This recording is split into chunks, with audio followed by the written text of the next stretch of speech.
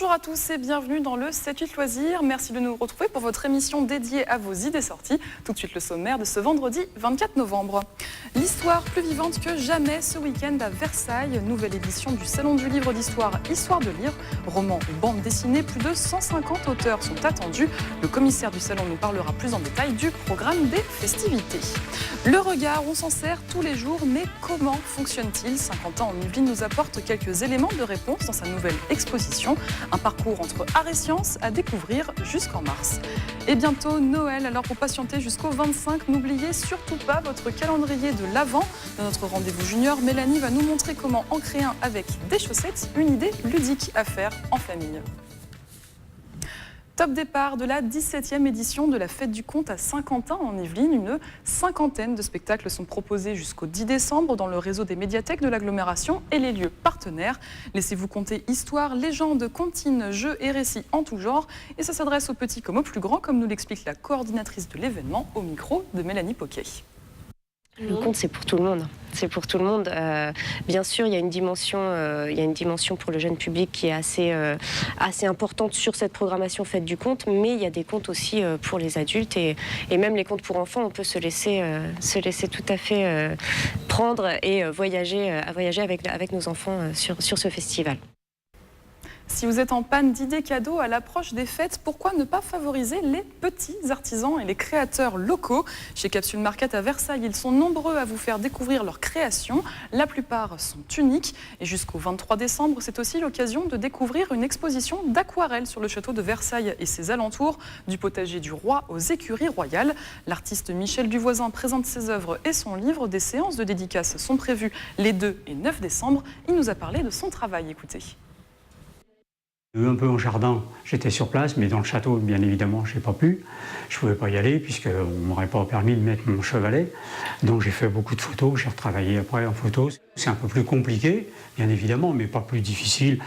Chaque matière, les marbres et tout, les tissus, faut aller les chercher. Et ça, c'est ce que j'aime bien faire, donc c'est un peu ma spécialité.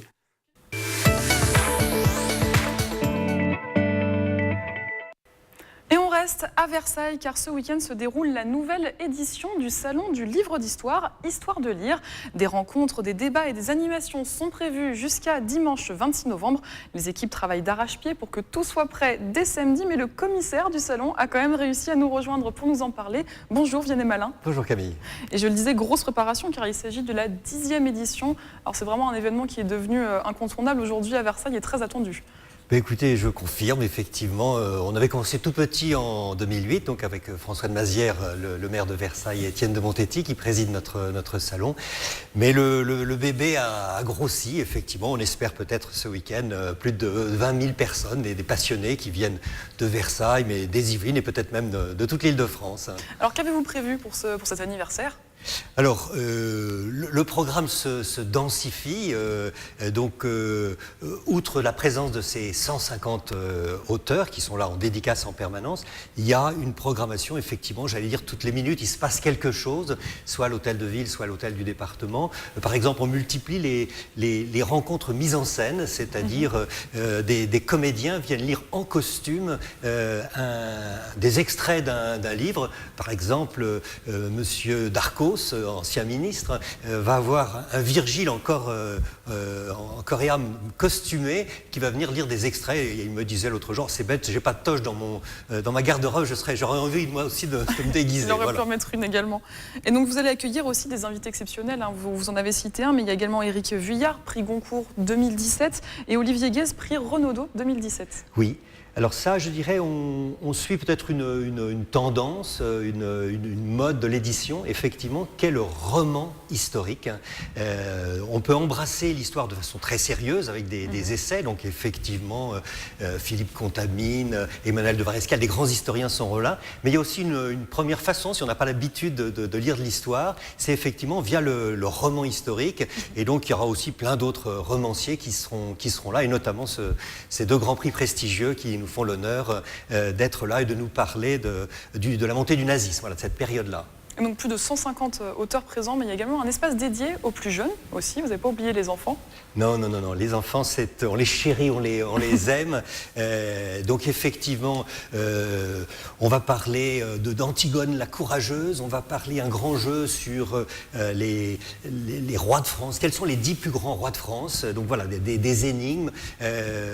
Voilà, donc toute la journée dans notre tente, il y a un chapiteau qui est dédié vraiment à la jeunesse, entre l'hôtel de ville et l'hôtel du département, sur l'avenue de Paris, en face du château, un grand espace dédié aux enfants. Et c'est très important parce que l'idée aussi de cet événement, c'est de rendre l'histoire assez accessible pour le grand public et surtout montrer que c'est très vivant, vous l'avez dit, notamment avec les comédiens, enfin les personnes en costume qui vont lire des histoires aussi. C'est notre souhait, on a cette passion, on pense que l'histoire c'est important, ça fait partie de notre culture et les Français comme les Anglais aiment l'histoire. Donc effectivement, Laurent Deutsch nous aime beaucoup, il va revenir cette année pour nous parler de ses pérégrinations dans les rues de Paris. Voilà, il y a Nicolas Caro, qui est un journaliste aussi de radio, qui vient de sortir un livre sur les héros de la littérature, qui en fait ont tous une réalité historique. Voilà, derrière des grands personnages, il se cache derrière le commissaire Maigret. Il y a eu vraiment un commissaire qui a inspiré l'œuvre littéraire. Voilà, c'est plein de choses qui fait que, effectivement, même si on n'est pas des gros lecteurs d'histoire, on a une raison d'être de venir ce week-end à Versailles. On parle d'histoire avec un grand H, mais on devrait dire plutôt des histoires, en fin de compte. Absolument. Elles sont multiples, variées et elles ne sont pas finies. On continue à écrire cette histoire. Et les moments forts du week-end, alors si on devait en donner un ou deux en exemple, même si c'est difficile parce que la programmation est très riche, mais peut-être voilà, vraiment des événements à ne pas louper. C'est effectivement très difficile. On est très fiers d'avoir le général Pierre de Villiers qui sera parmi nous dimanche. Je pense à une belle aventure BD, parce qu'il y a aussi beaucoup d'auteurs de bandes dessinées historiques. Je pense effectivement à Marc Jaillou qui a repris le flambeau de Jacques Martin avec un nouvel épisode du personnage Alix.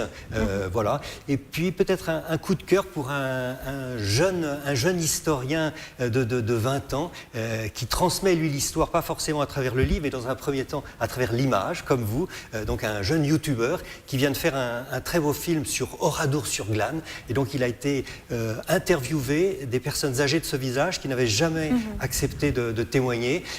Donc voilà, Brandon Varrett projettera un film à l'UGC demain à 14h, et ensuite il y aura débat avec des historiens. D'accord, donc à ne pas louper, donc au cinéma, l'histoire aussi au cinéma du coup avec ce salon. Tout à fait. Merci beaucoup Vianney Malin de nous avoir dévoilé la programmation de ce 10e salon du livre d'histoire de Versailles. Alors on le rappelle, les visiteurs sont attendus pour un véritable voyage dans l'histoire à l'hôtel de ville et à l'hôtel du département. L'entrée est libre et ça commence à 14h. Merci Vianney Malin. Merci beaucoup. Comment fonctionne notre œil? Qu'est-ce que le regard? Une exposition à la commanderie des Templiers d'Elancourt nous invite à plonger dans l'univers de la perception et de l'illusion. Mélanie Poquet nous fait découvrir en images ce parcours entre art et science.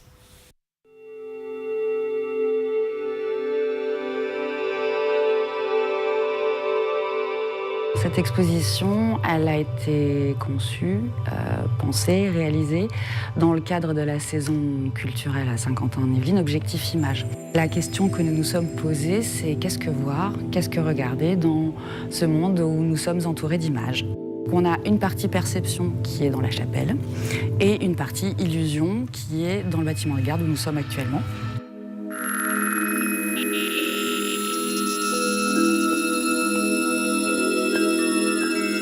Il y a tout ce qui concerne la partie illusion d'optique, donc de la chose la plus simple à la chose la plus compliquée. Et ensuite, vous avez toute une partie sur la réalité virtuelle, la réalité augmentée. Pour la partie artistique, on est sur la notion de rendre visible l'invisible. On a une œuvre qui a été coproduite par la commanderie et l'artiste, une œuvre d'Éric Verne qui s'appelle RVB 255. Et cette œuvre-là capte notre image et prend le prétexte de notre image et du coup rend visible à la fois la lumière sur nous et en même temps c'est le prétexte pour montrer la bataille des couleurs entre le RVB, donc rouge, vert, bleu.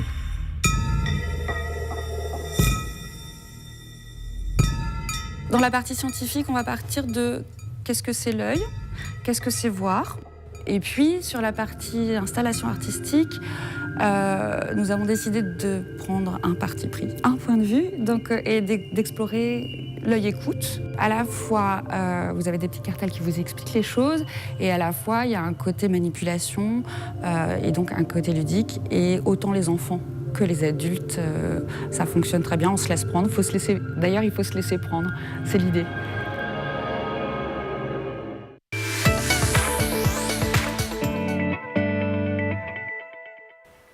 Dans un mois, c'est le réveillon de Noël. C'est parfois un peu difficile de patienter jusqu'au jour J. On peut donc écrire sa lettre au Père Noël, décorer son sapin et surtout le rendez-vous incontournable du matin, ouvrir une case de son calendrier de l'Avent.